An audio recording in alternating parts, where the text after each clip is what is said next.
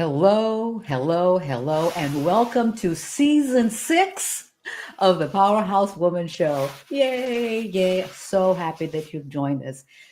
What we did from day one was create an environment and a space where powerhouse women can get together with us, be on the show, and talk about their journey, their life lessons, the good stuff, the stuff that wasn't so pretty, the things that they actually figured out. So, thank you for hanging with us for 6 seasons. And we're going to start off season 6 with a topic where we're going to have to maybe not be in our feelings so much, but just look at things very, very honestly and critically. In particular, we're going to talk about the imposter syndrome and ditching it. We're joined by the one and only Coach Danny D, who is our Walk with Ease coach. And congratulations, you're also a podcaster. You have Profits in Pajamas podcast. You just launched season 3 of your podcast. So, congratulations to you. Thank you. Thank you so much, Monica. And thank you for having me here. And congratulations on 6 excellent seasons. Oh, thank you. So excited about season 6. We're going to get into it. One of the things we want to talk about, particularly this time of year, is imposter syndrome and ditching imposter syndrome. And Coach Danny D, you have talked about this. You have challenges and you work with people on this. Why can't we get it together? What is going on and why are we still continuing to battle it, or are we talking about it more? I think a little of both. I think we are talking about it more, but I also think it the reason why we continue to battle it is because we've never fully addressed it. So we know that we feel a certain way. We don't feel comfortable saying it out loud. We may say it to a good friend or something like that, but mostly we don't want to identify with it. We don't want to say that we have imposter syndrome, that maybe we lack confidence in certain areas. We're just, very shy about that. And I think as long as we don't address it head on, it's going to continue to pop up and it's going to continue to hinder us as we grow. And how does it show up, or how can it show up, particularly for powerhouse women, particularly for high achieving, those A++ women out there who, when either they say it or you pick it up, that they're not feeling their magic right about now? I think that it's funny. So I talk about like the two main ways that it shows up, and for us high achievers, it shows up as us hiding in plain sight. So we are checking boxes, we're doing things, but we all know that there is something bigger, greater that we are shying away from. But as long as we're doing the other things that everybody's giving us accolades for, we can kind of, sit back and we push that passion work or that big project that's going to make us have to be vulnerable or be seen making mistakes publicly. Those are the things that we kind of shy away from, and we just keep moving, and people see that resume and they're like, oh, she's killing it, but they don't know that we have this other thing in our head that we are so terrified to pursue. One of the things you talk about, internal imposter syndrome and external imposter syndrome. How do they show up differently? So we know all of the ways to show up externally confident, right? We know how to show up, and the makeup, the outfit, the power stance. We know how to do all of those things to appear confident. And a lot of times when I talk about confidence, that's the things that people will lean to. Well, I'm confident. I'm confident. I don't have that issue. But it's that voice inside of us, that internal feeling of self-doubt, because we can dress the part, we can look immaculate, we can, carry ourselves in a certain way, but inside we are sitting there thinking, I don't belong here, or I hope that they don't see whatever the shortcoming that we think that we have, or these ladies don't really accept me in this group. We're having all of that conversation of self-doubt, and we are just, like people say, fake it till you make it. And I think that that's like the most trash advice ever, because Yes. that's what gets us to feel imposter syndrome. We're pretending to be something. We have to get in touch with who we are. because a lot of times I meet women and I'm like, oh my God, like you are killing it. You are such a great talent, but they're not seeing that. And so because of that, we just keep falling back instead of pushing forward. So we have to quiet that voice within that is telling us the wrong things. Right. And how do we begin to say, shh, hush to that voice? I hear you, but hush. But yes, be quiet, girl. You're not in charge here. Um, the first part of that is really identifying where that voice is coming from, what that voice is saying to us. Because we'll say, I have self doubt, but we won't name it. And you have to name it to shame it to, deal with it. We won't say, I feel like I don't have enough education. I feel like, these other ladies have more money or they come from a different background than I do. I feel out of place maybe because I'm the only black female in a space. Until we address what the thing we're uncomfortable with, we can't start to dismantle it.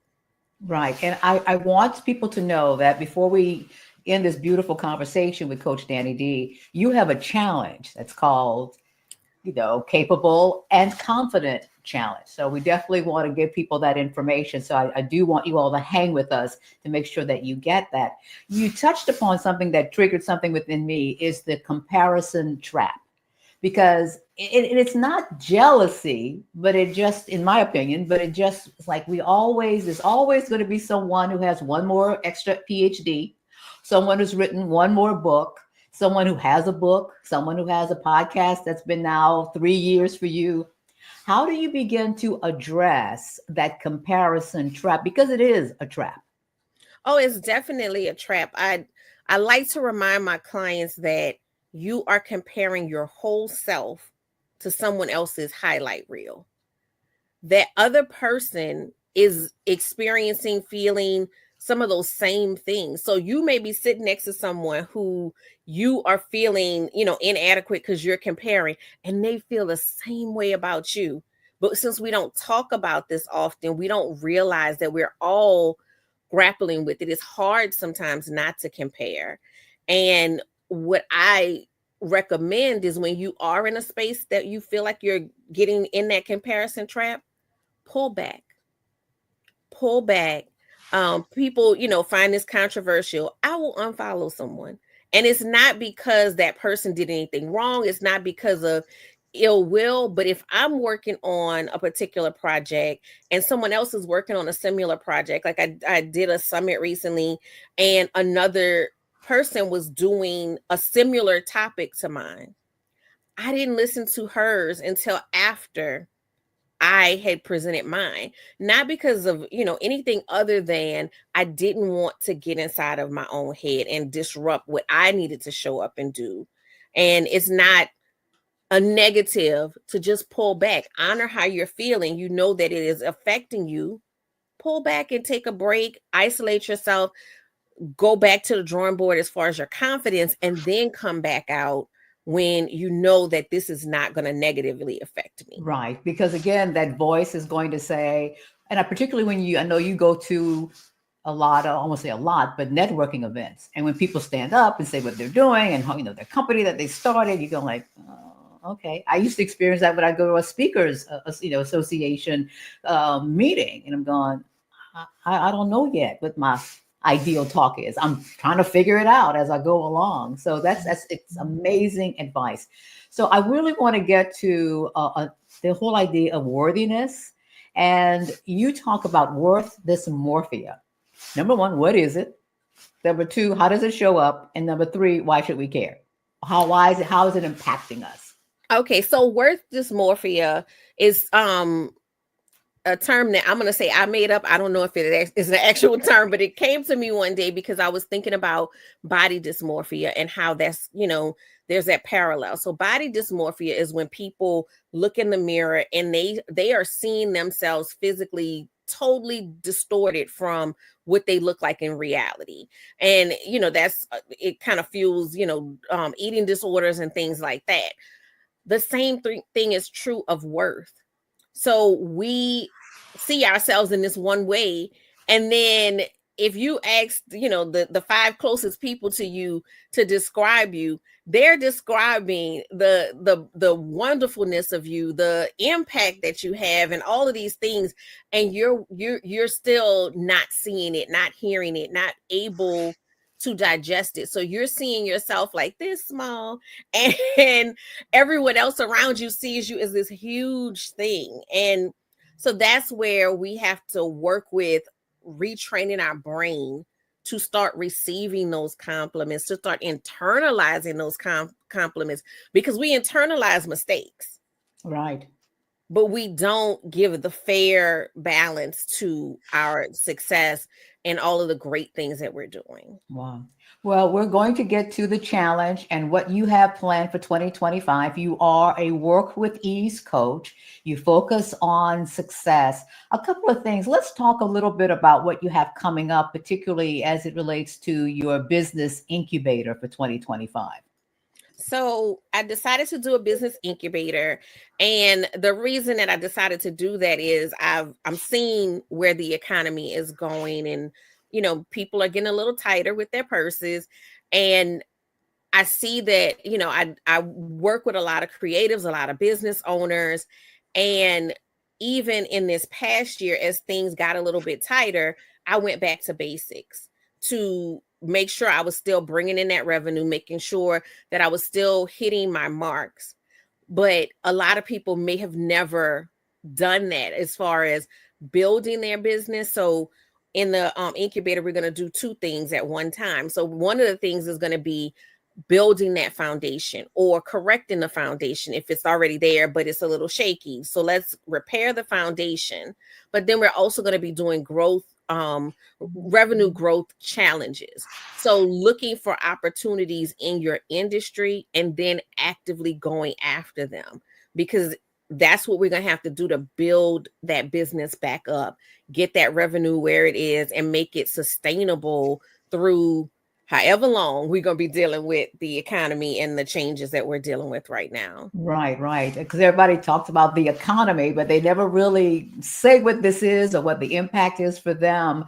But going back to the basics, I think is just amazing, whether you've done it before or haven't done it. Even athletic teams, when they're in a slump or when they're not doing well, when their stats aren't there, they go back to the fundamentals. They go back to the basics as well. How can people find out about the business incubator?